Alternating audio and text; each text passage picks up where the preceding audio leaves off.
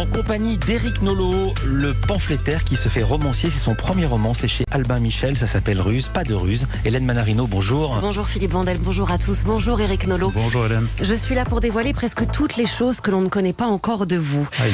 Alors, nous allons entrer... J'aime bien ce aïe. Moi aussi. Nous allons entrer dans l'univers de ce petit garçon aux boucles blondes qui a commencé à créer son monde sur cette chanson. Aux marches du palais, aux marches du palais. Aux marches du palais. Alors, Éric Nolot, je vous propose ce matin de gravir ensemble les marches qui correspondent à votre vie.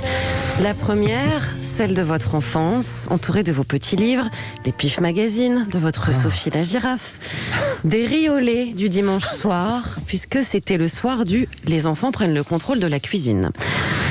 Un enfant, très bien renseigné. un toujours. enfant avec son petit caractère, comme à l'âge de 4 ans dans le village de votre grand-père, quand une dame s'est mise à vous caresser la tête pour vous dire bonjour, tout en vous disant que vous étiez très mignon.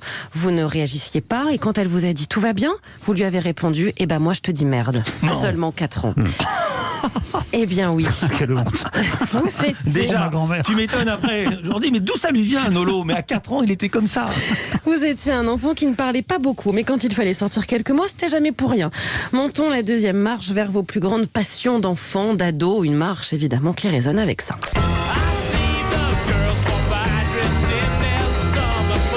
Les Rolling Stones, évidemment, pendant que votre sœur, elle, écoutait Kate Bush, la musique, mais aussi les bandes dessinées. D'ailleurs, vous aviez des dédicaces des plus grands dessinateurs de BD. Vous les avez récupérées il n'y a pas très longtemps, d'ailleurs. Exact. Vous les avez embarqués comme un trésor. Éric Nolot, on continue notre montée, celle Plus de... ça va et plus vos sources deviennent évidentes quand même. Attendez que je On vais- sait qui a parlé. Attendez. Attendez, à l'âge de 9 ans, vous vous êtes perdu sur la plage car vous êtes parti, vous prenez dans le sens inverse. Votre maman vous a retrouvé dans les rochers frigorifiés. Et tout de suite, après cette grande marche, l'adolescence, l'objet de cette période, est une grande boîte de chaussures remplie de billets pour aller voir des films, des concerts. Vous avez gardé tous vos tickets et c'était ça, vos occupations, emmener votre frère dans tout ce que vous aimiez. D'ailleurs, aujourd'hui, vous êtes toujours connecté à l'horaire d'ouverture de la billetterie pour les concerts. Enfant, il y avait également le foot tous les dimanches. Vous ne loupiez aucun match comme un vrai passionné. Et la marche que vous préférez peut-être vous rappeler, sur laquelle vous aimeriez sans doute revenir, celle que vous partagiez avec vos grands-parents. Les tartes aux pommes et à la rhubarbe, la passion du Tour de France. Votre grand-père aimait vous y emmener quand les coureurs passaient au Pays Basque. Votre grand-père était votre meilleur allié. Il avait l'habitude de faire une sieste et le jour de sa disparition, vous avez décidé de vous exprimer et de lui déposer cette phrase écrite dans sa poche, comme tu as dormi longtemps aujourd'hui. Alors, Éric Nolot, nous parlons de transmission. Accélérons dans cet escalier de votre vie. Passons à la marche de la paternité. Papa joueur, avec ses parties de Mario Kart sur la Nintendo 64. Vous preniez d'ailleurs toujours Todd comme personnage.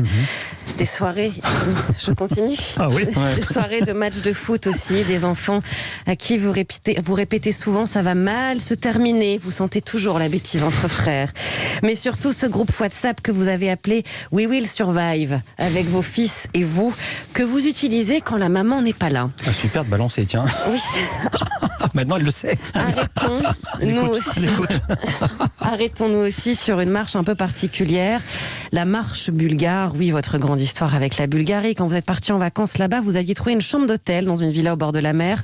Mais c'était un cauchemar. Ce n'était pas au bord de la mer, mais au bord d'une départementale. Douche collective, pas de climatisation alors qu'il faisait près de 40 degrés. Et la radio du propriétaire allumée toute la nuit. Bref, vous êtes parti, évidemment.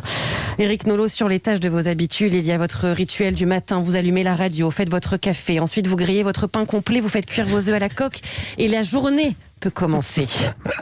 Quand vous rentrez, c'est jean large, puis la capuche, télé, surtout s'il y a Zorro ou Inspecteur Derrick, ou votre série Walking Dead. Oui. Oui. Sachant que sur la coudoir du canapé, il y a souvent une feuille blanche pour prendre des notes et bosser à tout instant. Alors, Éric Nolot, vous adorez aussi les brocantes et rapporter tous les vieux objets au grand désespoir de votre épouse aussi. Alors, la montée est terminée. Nous avons atteint finalement votre palais, celui que vous avez construit avec des marches très solides. Merci beaucoup, Bravo. Hélène Manarino. Vous Bravo, étiez ému. merci. Vous étiez ému, hein. Oui, j'étais ému quand on a parlé de mon grand-père, mais c'est très bien écrit et très bien renseigné. Ouais. De diverses sources, apparemment. Que Attendez. je ne dévoile Très pas. bon travail. Mais par contre, un mythe s'effondre. Vous regardez Inspecteur d'Eric, Eric Nolot? Oui, quand Horst Tappert est... Non, c'est pas possible. Quand Horst Tappert est mort, c'est plus diffusé maintenant parce qu'on Oui. s'est aperçu que l'acteur principal avait eu un passé très condamnable. Ouais. Il avait été dans les Voilà, Waffen-SS. Mais quand Horst Tappert est mort, oui, j'ai fait 3 interviews. On me considérait comme un spécialiste mondial de Derrick. J'aime beaucoup Derrick. Voilà. Et les Walking Dead. Eh oui. Voilà, est-ce qu'il y a un rapport entre les deux? Les mauvais esprits le trouveront. Merci beaucoup, Hélène. Merci beaucoup. Hélène. Bravo une Je fois vous en encore. À prie. demain. Merci.